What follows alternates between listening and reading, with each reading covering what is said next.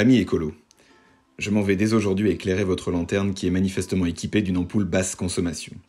En effet, le réflexe écologique moderne me fascine, car il est pavlovien et grégaire. Pavlovien car il est une conséquence et que, comme d'habitude, on essaye d'éteindre un incendie avec un verre d'eau, et grégaire parce qu'il est moderne. En fait, je ne reproche qu'une chose au panurgisme écologique, qu'il n'ait pas le courage, comme les braves moutons de l'histoire, de précipiter l'intégralité du troupeau dans le précipice de sa bêtise. En toute objectivité, l'idéal écologiste prônant le mieux vivre ensemble, dans un espace respecté, est bien loin de sa mise en application. Si l'éducation sur le respect du milieu dans lequel nous vivons commence à être entendue, l'idéal social et humain de l'écologie a quant à lui été bazardé. Être écologiste, c'est d'abord se soucier de l'autre, avoir l'autre en considération. Dans la société individualiste du moi d'abord qui est la nôtre, comment réussir pareille prouesse ? Car on ne peut pas être les deux. L'oxymore est interdit. Un écolo individualiste, ça n'existe pas, au même titre qu'un éditorialiste compétent ou qu'un pédophile pardonnable. La récupération politique du mouvement écologique a forgé la vision que la société en a sous la presse de sa simplification. En bref, dehors les migrants, bienvenue les ours polaires. Que les Africains crèvent de faim tant que nous, on a un toit pour demain. De toute façon, depuis quand on s'intéresse à ce qui se passe en Afrique ? Pour un Français moyen, un Africain, ça sert à remplir les JT de TF1, les charniers et les salles d'attente de la CAF.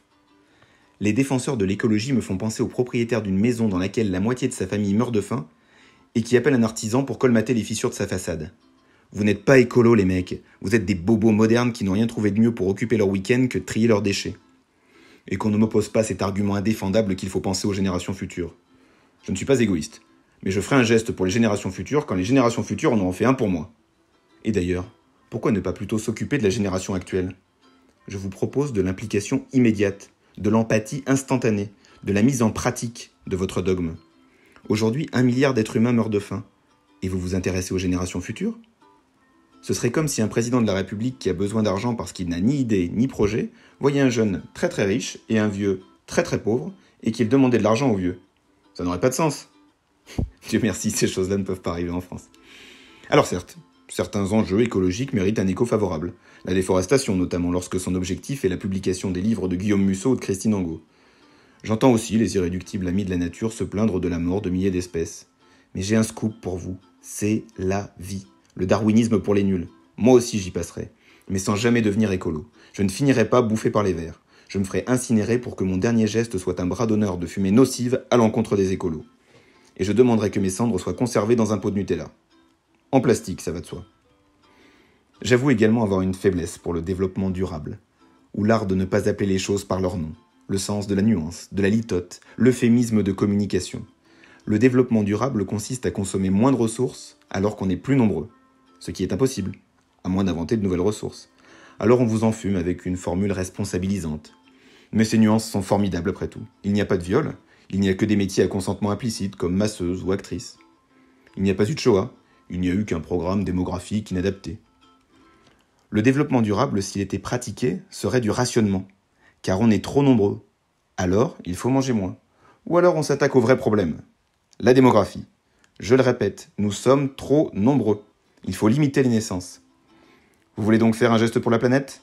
Être écolo ? Arrêtez de faire des gosses. Leur bilan carbone est catastrophique.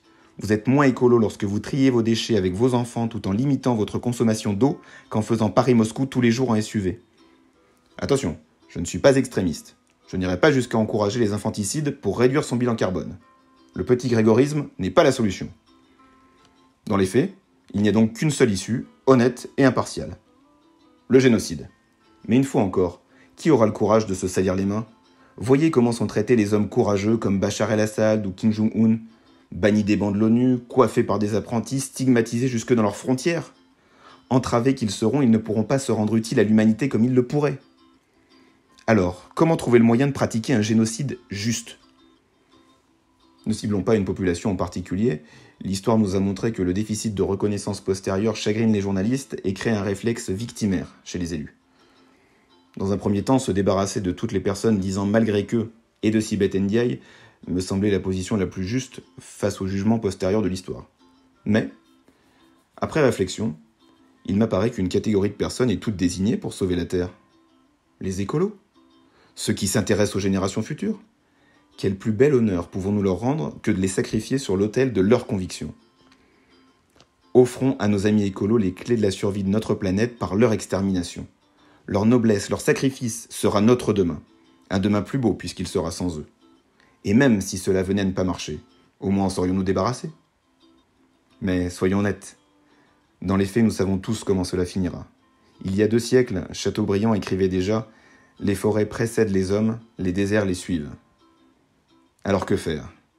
Jeter l'éponge? Oui, mais dans quelle poubelle?